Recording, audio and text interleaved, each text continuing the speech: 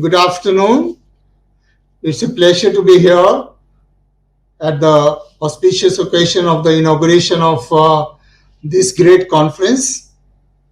Thank you so much for the very nice words spoken about me. At the outset, I pray to God to make me worthy of these sentiments and retain those all my life.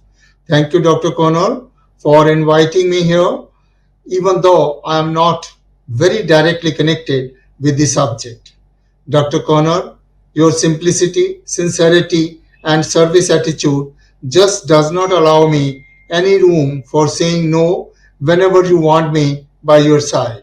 May you be blessed for doing more and more to the service of the library science, which I always consider as a great service for academics, research, and innovation, and hence to the youth of this country. I am considering fortunate to be at this inauguration where Professor Karisdepa, Professor Kemapraju, the eminent vice chancellors in their respective universities are here. Dr. Shankar Venugopal from Mahindra and Mahindra is here. I take it as a great signal of industry institutes coming together. I also will like to acknowledge the gracious presence of Dr. M.G. Shri Kumar, Professor B. Rajshekharan, of course, Dr. Kunor, and Dr. Vartharajan here this afternoon. Friends, the conference has attracted so many eminent delegates, speakers, plenary chairs, etc., etc., and I feel it's a great honor for me. Friends, this is the third conference being organized by LIS Academy and first in the virtual mode, which they had to do because of the severe disruption because of COVID-19. This kind of disruption is the severest in this century, and we pray it doesn't have to be faced again. But in the face of this disruption, many things had to change, and the organizers also had to change from physical mode to the virtual mode to organize this conference. Friends, LIS Academy has been doing a great service to the profession of library science, to the information services for quite some time, and holding great conferences for the last couple of years. They have been conducting several programs. They have been coming out with nice publications, and this conference is one of the benchmark events of LIS Academy. I'm particularly happy when I note that the objective of LIS Academy is not as much towards the librarians as is towards the profession of library science and information science. That's a great service, and I'm very happy to appreciate that at this point of time. Even the tagline of LIS Academy, which of course is very judiciously thought as learn, inspire, and serve, is a great tagline which they are rightly maintaining.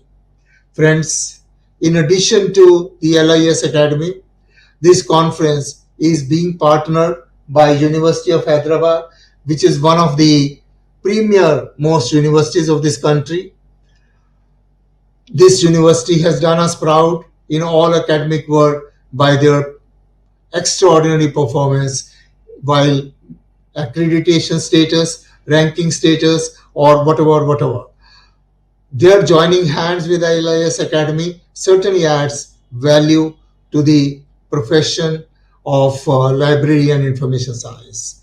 In addition to that, they also have partnered with Indira Gandhi Library, which is a great library by itself, and their association will help all the people who are associated with it. And their Telangana Library Association is also becoming a partner of this. This conference, therefore, I take as a live example of networking. I am a student of computer science, and I have always been saying we found it easier to network the computers, but to network the institutions and to network the human beings has been a very difficult task, which the organizers have achieved very successfully. And I'm so happy and will like to place on record my appreciation and congratulations to them. The theme of your conference is also extremely relevant at the present juncture, which says reinventing excellence in librarianship. My dear colleagues, I have been a student of quality and reliability much of my life, and about 100 publications of mine are in the subject of quality and reliability. I have been toying with the words excellence and perfection all over in the discussions, deliberations, writings. I always attached more importance to the word excellence than to the perfection, for the very simple reason that perfection is an end point. It's a goal. You have reached the Mount Everest. Now, what do you do?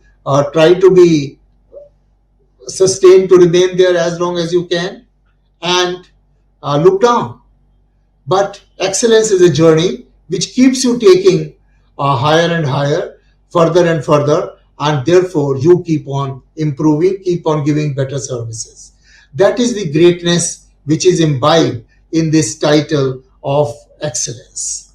And when you say reinventing excellence, I say that in the present era of disruption, uh, it is not only higher benchmark that you are here today and you want to set a benchmark this.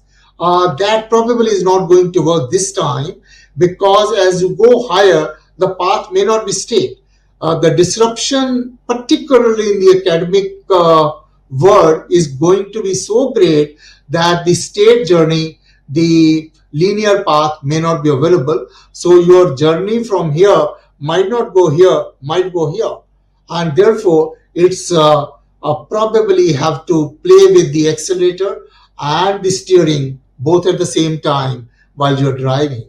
Just putting your foot on the accelerator and go to the cruise mode is not going to work, because disruption is going to close many roads, close many paths, but open many other paths. And therefore, I believe when you coined the word reinventing, probably you never knew that COVID is coming and you will have to reinvent. You probably were thinking reinventing is a normal way of life, which it is, but this has made it all the more relevant. And I'm sure the deliberation in these days will take you a step further to reinvent in a very big way, in a very meaningful way. Ladies and gentlemen, I was looking at the themes which the conference has chosen for themselves. And I can't imagine there could have been better themes than these. Reinventing library services in digital age, new paradigms in collection development, leveraging library technologies, data, metrics and ranking, role of librarians, role of libraries in inculcating research ethics, and library diplomacy. I mean, these are six so important topics on which you will be debating for full 4 days, involving best of the brains available, not only in this country, but also some of them abroad, to bring to some definite conclusions on these six themes, each of which is a very important subject by itself. So, my compliments to the organizers for having chosen these themes so carefully. And more than that, I find that the speakers which have been chosen, the plenary chairs which have been taken up, is a galaxy by itself. It's who's who in library science and information sciences. The If I want to talk about all the 42 speakers, that's going to be a long list, and you have it in your folders. So I'll just like to acknowledge the plenary chairs, which are most eminent by any standards.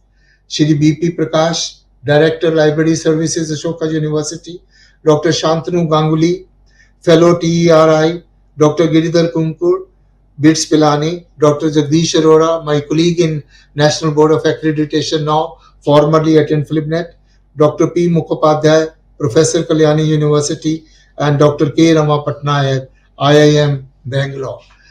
These are the 6 people who will be driving the 6 tracks during the course of these 4 days. And I'm sure at the end of the 4 days, many like me will look forward to the results, to the delivery outcomes of this conference with great enthusiasm.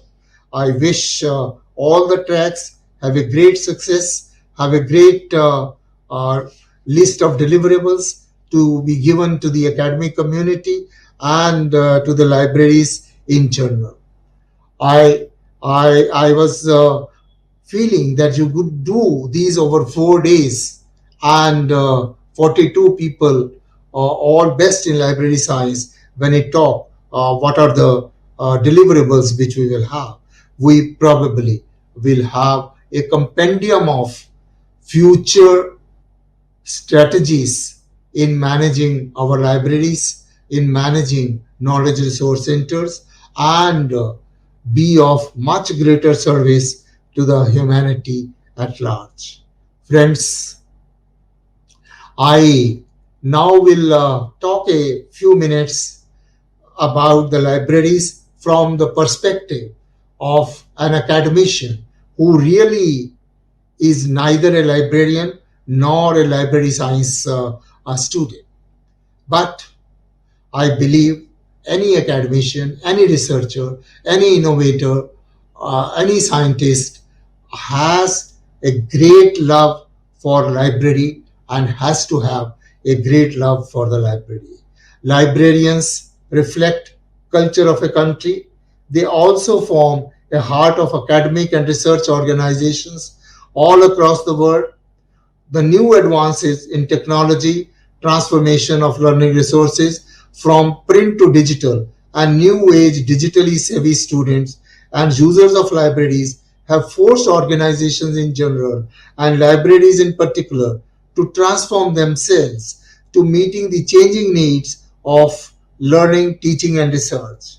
These kinds of conferences will be great help to the libraries and librarians to learn and scale up, to reposition the libraries to meet new expectations. Friends, I shall take the liberty of quoting some experiences of mine in my academic career, which made me realize or feel attracted towards the importance of libraries or library services.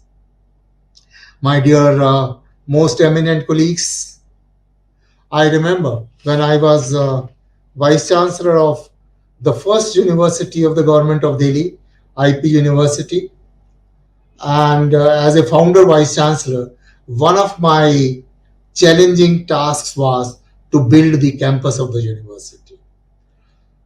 To build a campus of the university in Delhi, we wanted to make it as best as we can.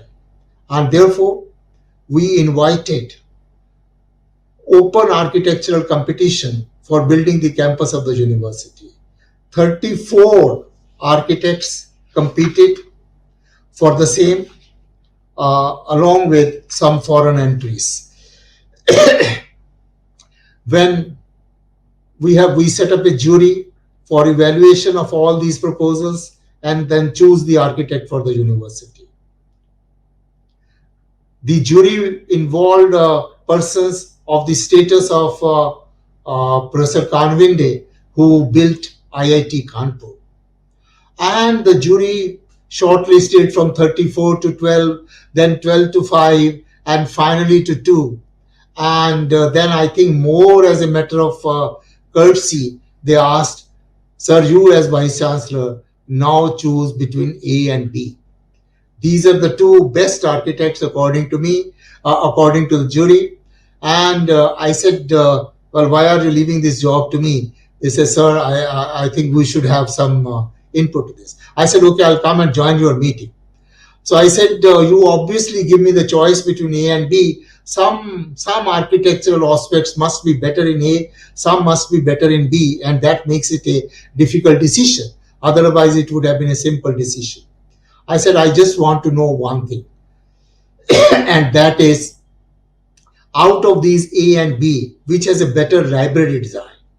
And I was told architect A has a better library design.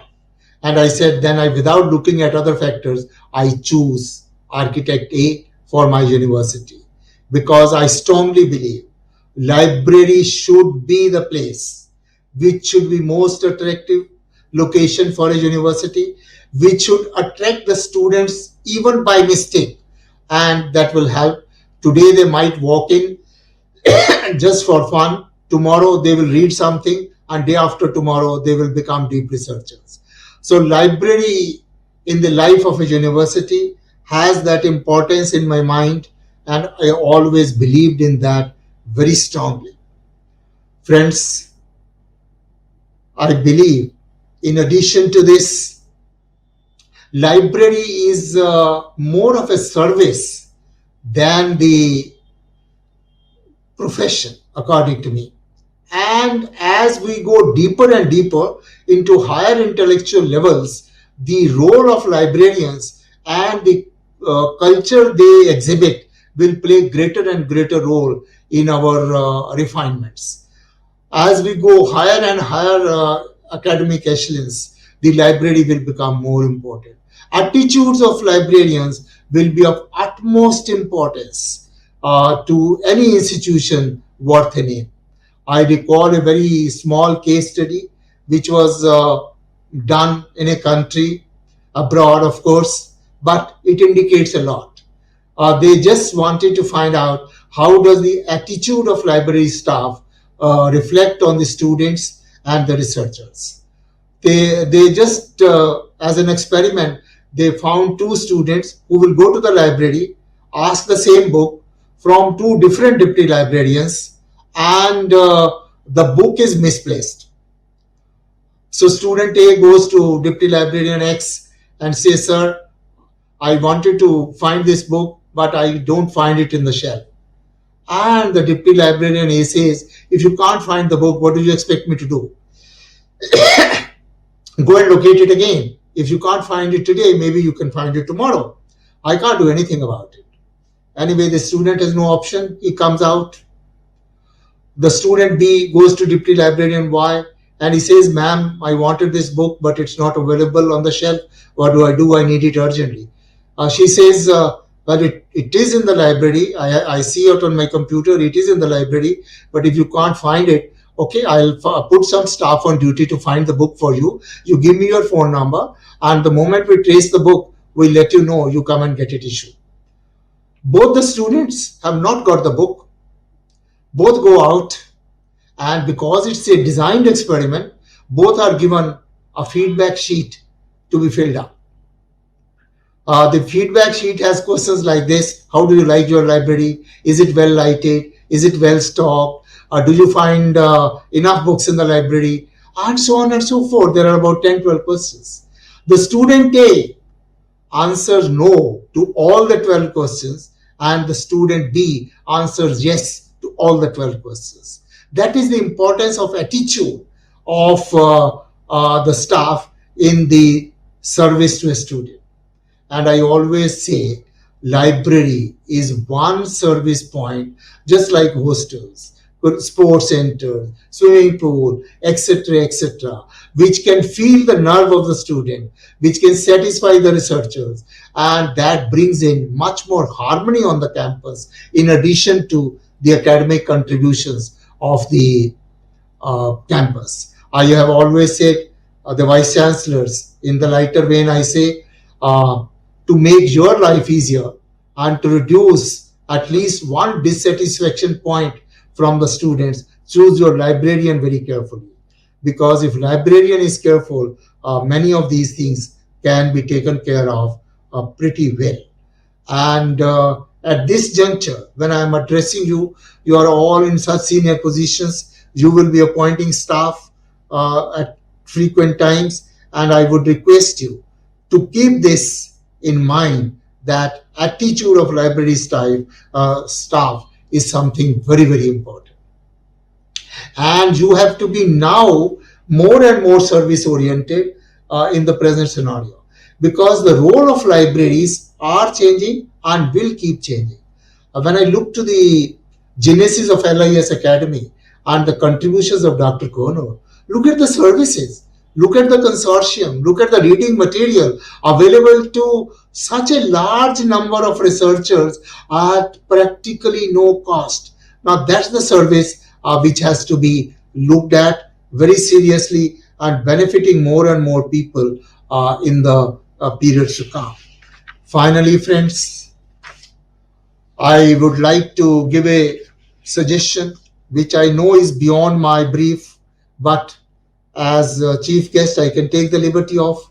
I think time has come when you will not only be required to serve the profession of library science, but your objective will have to be promote and augment quality of education via library services, because I see a very high degree of impact on the overall quality of education because of library services.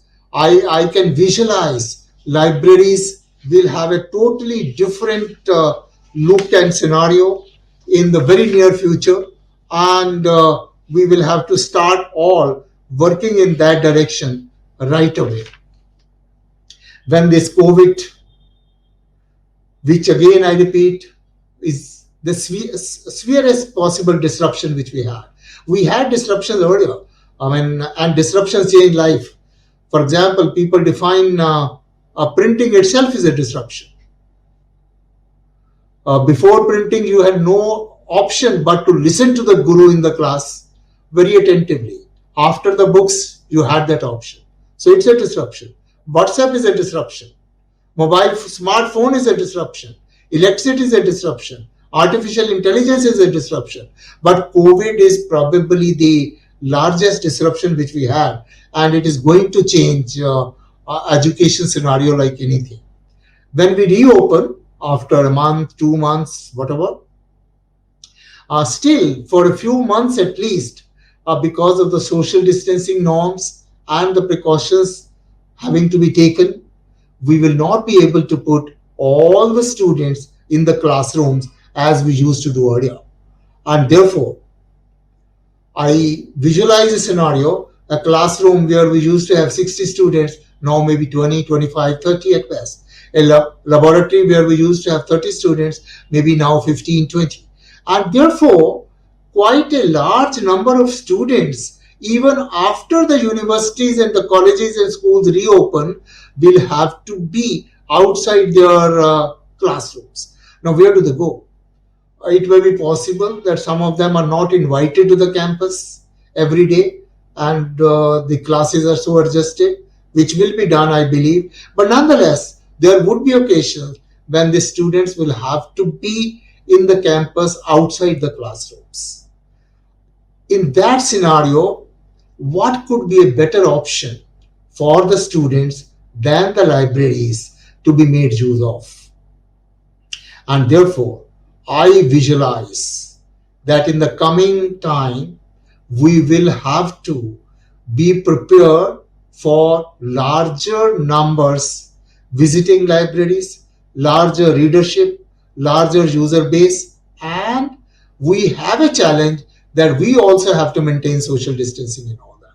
So therefore, I believe that maybe there was a time when we were trying to centralize the libraries for their own purposes.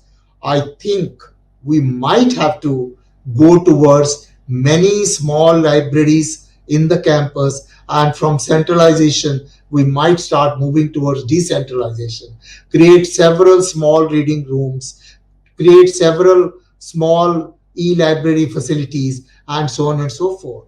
And therefore, I visualize a total change in the look and functioning of the libraries. And I obviously would love that if the students cannot be in the classroom, best would be for them to be in the library in some form or the other. How do we adjust it is for all of us put together, not only librarians, not only professors of library science, but entire academic community will have to think about it.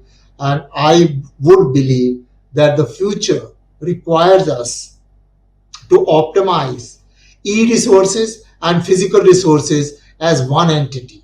We cannot optimize physical resources alone. We can't optimize e-resources alone, but we will have to think how can we optimize e-resources and physical resources put together, and then make sure that we are able to serve the students the most, serve the community in the best possible manner. Friends, lockdown has been a period of dismay for most of us. In India alone, 33 crore students were outside their classrooms, schools, colleges, and the universities. World over 1.6 billion students were outside their classrooms. And in this scenario, libraries were not equipped, rather, none of us was equipped for this scenario. But libraries would have to be equipped now much better to take care of the change scenarios. Lockdown ultimately, at the end of the day, may give us a dividend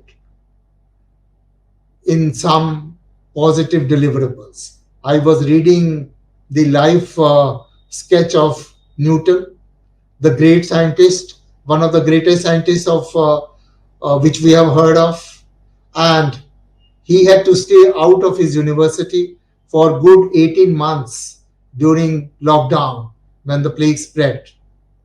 And when he was at home in lockdown, he somehow could bring books from the library before lockdown and did probably highest amount of his lifetime study during lockdown. Now, fortunately, books not even have to be brought. You can use a person of the stature of Dr. Connor and get almost anything at home. And that was the time when Newton did the maximum research of his life. He did much of the theoretical work during lockdown, and when he went back to the university, he immediately submitted his research and got his fellowship. Not only that, lockdown also gave some opportunity to all of us to reflect back, to see whether all the running about was worth it which we were doing. Again, I'll take the example from Newton's life. Sitting leisurely in the backyard of his house, he saw an apple falling and discovered the law of gravitation during lockdown. Had it not been lockdown, maybe he was also running about and may not have noticed apple falling in that perspective as he noticed at that time. All of us have seen apple falling. It's nothing very great, but, and he also must have seen it many times earlier, but it was a relaxed state of mind. It was a leisurely state of mind which provoked his research, brought out the best of research in him during that time. So maybe we are able to give some of these ideas during this period to bring the best in our researchers. I know many researchers are passionately working even during lockdown, and the country has given many products during this short period of lockdown which make all of us feel proud.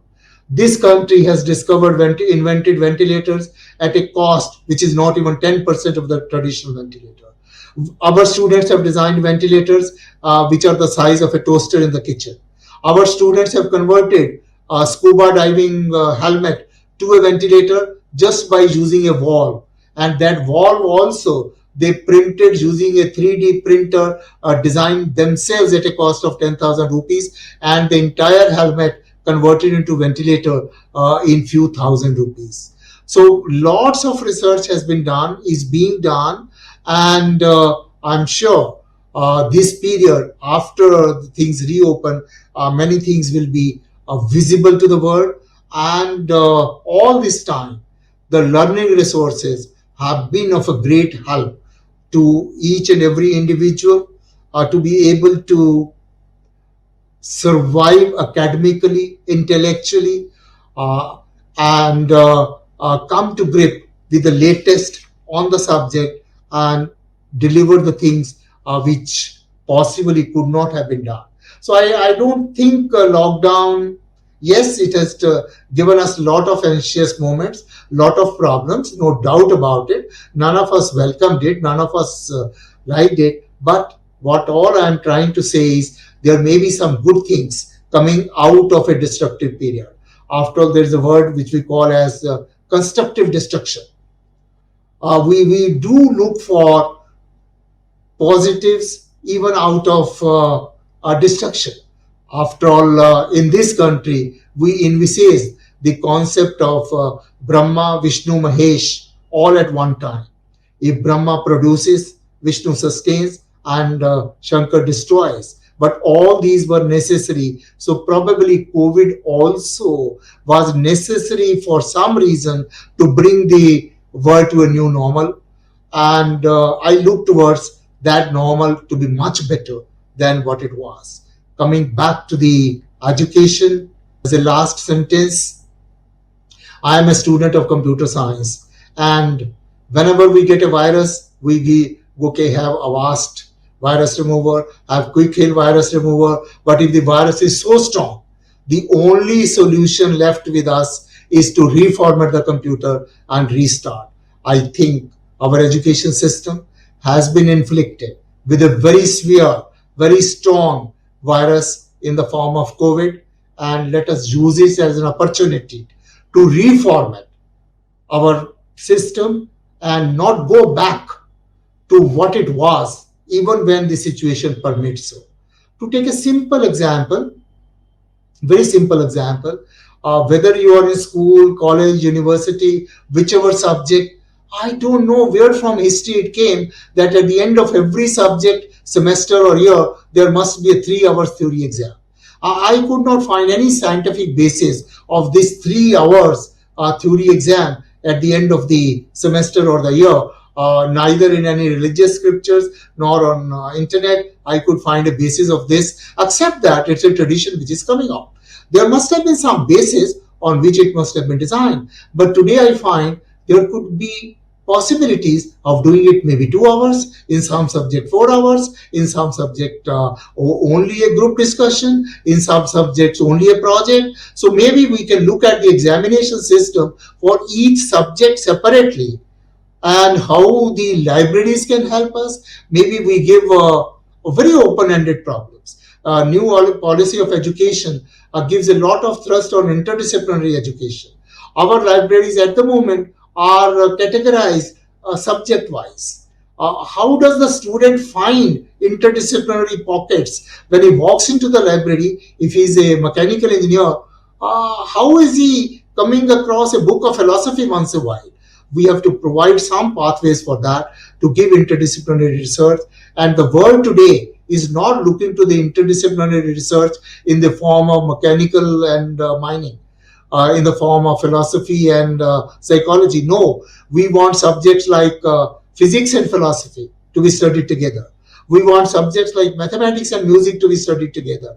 Now, how the libraries reinvent themselves to make students accidentally or incidentally come across the subjects which they are not studying and develop interest in them by some conscious effort is a great challenge for inculcating interdisciplinary studies, interdisciplinary research in the coming years. I know of one experiment in a library abroad. Whenever a student come to the library, irrespective of the subject he was studying, they asked, pick 5 books at random belonging to any subject or random search, and then pick one of those 5 books and summarize that book in about 2 weeks' time.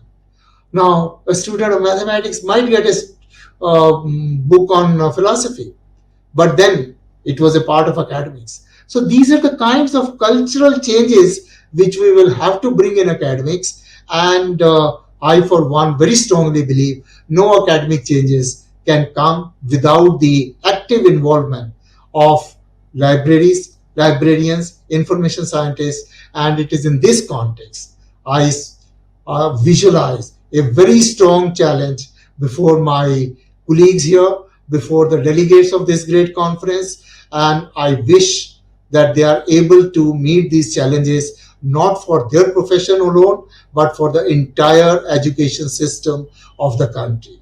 With these few words, I wish this conference a great success, and I thank Dr. Connor and all the other organizers for giving me an opportunity to be a part of this great endeavor. Wish you all the best, and thanks once again.